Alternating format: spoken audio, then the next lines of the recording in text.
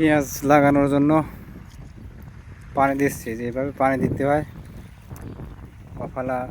অফালানো তো চাষ দেওয়া জমিতে, তারপরে 10 দিন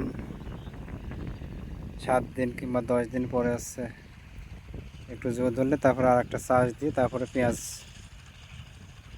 রোপণ করা হয়।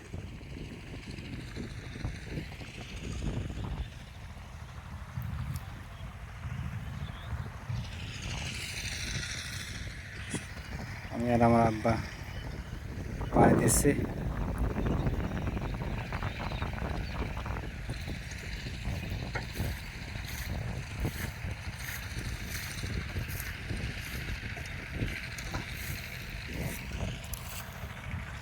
ওই যে এদিকে পরিষ্কার করতেছে মানুষ, সারা মাটি বীজ লাগাবে।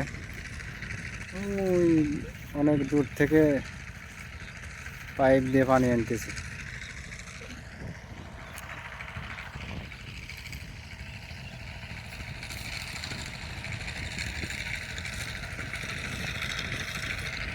ধন্যবাদ সবাইকে।